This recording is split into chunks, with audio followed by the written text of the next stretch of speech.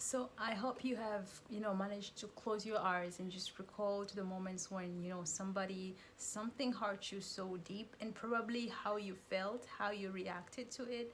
And I am not sure if your reaction to such a point was to pray for that person who hurt you.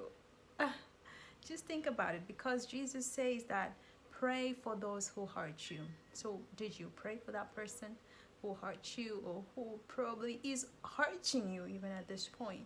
And so here it got me to reflect about, I'm seeing four group of people that Jesus talks about. And also I'm learning about four kinds of deeds that we're supposed to do to those people, whereby the groups of people are quite contrary to the kind of deeds that Jesus asks of us to do. So quickly, the four groups from the word, God, Jesus identifies enemies in our lives. Now you might think, maybe I don't have enemies in my life.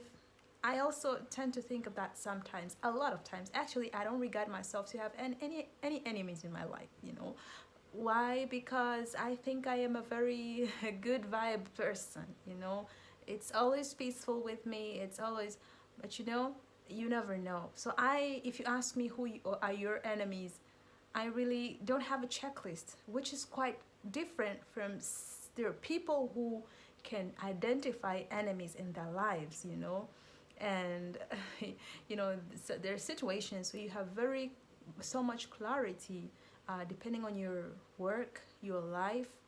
You're probably having enemies that you can clearly identify. I'll give an example. King David.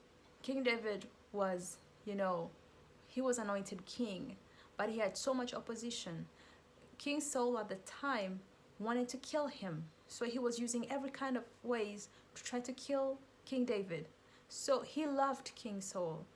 David loved King Saul, but it was this older man who is trying to get his life.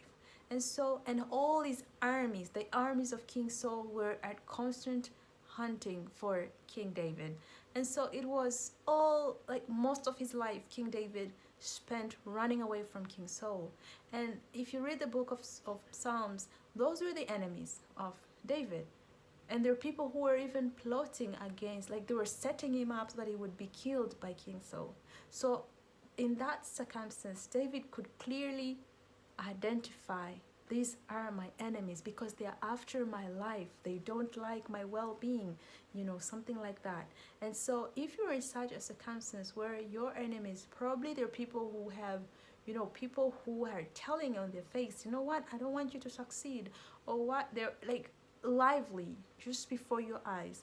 So if you have that, you know, but all of us who are born again believers, even if you're not a born again believer, my friend, you know, the devil is our enemy. He is our accuser. He is, he's there to kind of get us. So he's the deceiver, the accuser. He will always try to find something wrong with you so that he can have it against you before God. And so he is our greatest enemy, a common enemy that we all have. Except that he uses people. That's now his bad device. The devil uses people to kind of get to us. So you don't really say, so and so is my enemy. David loved King Saul like his father. He loved him so much. But the devil was using King Saul to hurt David. So David identified him as the enemy, but truly it's the devil behind King Saul. And sometimes that's how how we live with people. And so the second group of people is those who hate you, those who hate you, okay, haters. So most likely, maybe haters can also be enemies, right? Most likely, because your enemy definitely does not like you to succeed. He or she hates you. So those could be the same group. But there are times where people don't even know you and they still hate you. You might have been into that, or you just sense a vibe. I've been into circumstances where probably you're even friends with people, or maybe you're just having a very first encounter with people, but you sense a negative energy. You face like you sense a heavy cloud of hate towards you, you know. And that is the devil's influence. If it happens to you, you could be a good person, but you accommodate hate in your heart. You're being resentful to people you like, people you love, people whom you're supposed to support